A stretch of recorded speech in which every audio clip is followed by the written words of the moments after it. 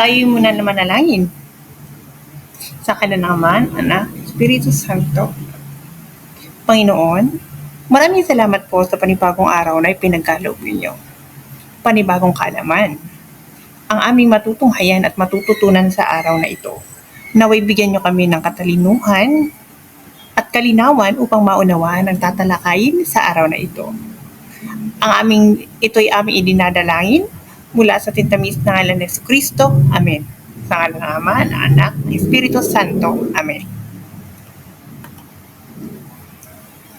Ang ugat ng karunungan ay mapait, subalit ang bunga ay matamis. Kaya naman, kayo'y aking hinihikayat na pag-igihan ang makabagong paraan ng pagbabahagi ng karunungan. Maaring may mga pagkakataon na nalulumbay o nawawala ng kadahilanan upang matuto.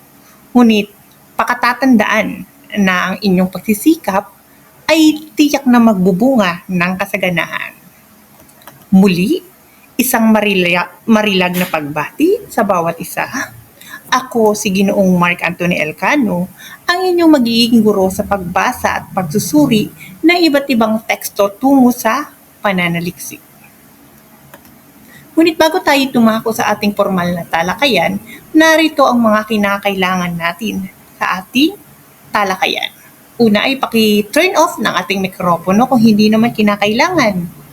Ikadalawa, itaas lamang po ang ating kamay kung may nais sabihin o kung gustong sumagot.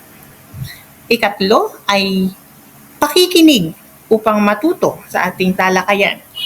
Ikaapat, panatiliin po natin na may maayos o tayong internet upang makasabay tayo sa daloy ng ating talakayan. Naunawaan po ba ang kinakailangan natin sa ating aralin o sa ating talakayan? Ayan, maraming salamat. Pagbabalik aral. Pagbabalik tanaw sa nakaraan. Tandaan niyo pa ba ang napag-usapan? Tandaan niyo pa ba ang mga binitawan? Mga salitang tinatatak dapat sa isipan upang hindi lunsarang makaligtaan. Ngayon atin ang simulan ang makabuluhang pagbabalik-aral sa nakaraan. Handa na ba ang lahat? Kung handa na, muli, ano nga ang ating paksang tinalakay nung nakaraan? Sige nga po, Binibini Kim. Tama. Ang tinalakay natin nung nakaraan ay tungkol sa balangkas at bibliografiya. Ayan, magaling at pagbati sa iyo, Binibini. Bago tayo dumako sa ating aralin, ay may inihanda akong paunang gawain na inyong sasagutan. At ito ay magiging gabay ninyo upang magkaroon kayo ng ideya sa magiging paksa natin sa araw na ito. Handa na ba ang lahat o handa na ba ang bawat isa? Ayan, kung handa na, tayo na magsimula.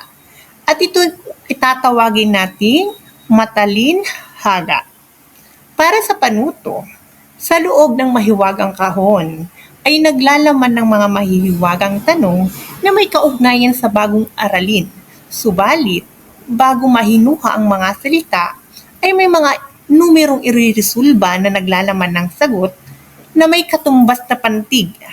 At sa gawain na ito'y inyong pagsasamahin ang bawat pantig upang mabuo ang tamang kasagutan. Narito ang ating matalinhaga. Narito ang inyong suliranin at hahanapan upang makabuo ng mga salita na may kaugnayan sa ating paksa. Sa unang bilang na may katumbas na numerong 4 at 6, ano kaya ang salitang mabubuo rito? Tama, ito ay paksa. Sa ikalawang bilang na may katumbas na numerong 7, pinagsamang 10 at pinagsamang 11 ay may katumbas na pantig o salitang mabubuo na rasyonale. Ganun rin sa ikatlo bilang, ito ay may 13 tatlo at siyam na may mabubuong salita na layunin.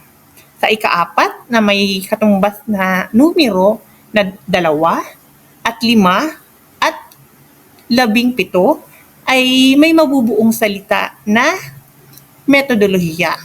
Para sa 5 bilang na may katumbas na numerong 20 at 19 ay may mabubuong salita na output. Ayan, maraming salamat sa inyong aktibong pakikilahok sa ating paunang gawain. Ayan, palakpakan ninyo ang inyong mga sarili sa inyong aktibong pakikilahok.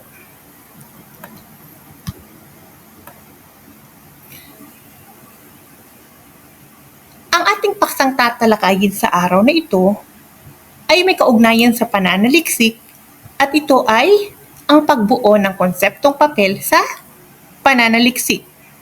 Subalit bago yan, narito muna ang ating espesipikong layunin na dapat matamo sa ating aralin. Sa pagtatapos ng aralin ito, 70% ng mga mag-aaral ay inaasahan, una ay paliliwanag ang kahalagahan ng konseptong papel sa pananaliksik. Ikalawa ay naisa sa alang-alang ang bahagi o template ng konseptong papel sa pananaliksik. At ikatlo ay nakababahagi ng epektong argumento hingil sa kahalagahan ng pananaliksik. Narito, ngayon nagkaroon na tayo ng sapat na kaalaman sa ating magiging aralin batay sa paunang gawain na may kaugnayan sa pagbuo ng konseptong papel. Ngayon ay may katanungan ako na inyong sasagutin. Para sa gabay na tanong, paano ba nakakaapekto ang pagpaplano bilang isang mag-aaral? Ayan, maraming salamat sa pagbabahagi ng inyong kaalaman. Tama, malaki ang maitutulong ng pagpaplano dahil ito ay magiging gabay para maging matagumpay ang isang gawain. Para sa ikalawang bilang na gabay na tanong, ano nga ba ang kahalagahan ng pagbuo ng konseptong papel sa pagsasagawa ng isang pananaliksik? Sige nga po, Binibini. Yan, tama. Tumpak ang iyong kasagutan, Binibini, sapagkat ang kahalagahan nito ay magiging organisado ang ating gagawing pananaliksik dahil sa pamamagitan ng pagpaplano ay magiging epektibo ang ating gagawing pananaliksik. Ayan, magaling at pagbati sa inyong pagbabahagi ng kaalaman.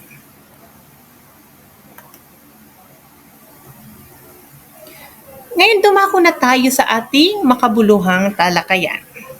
Bakit nga ba mahalaga na magkaroon tayo ng kaalaman sa tamang proseso sa pagbuo ng konseptong papel sa pananaliksik?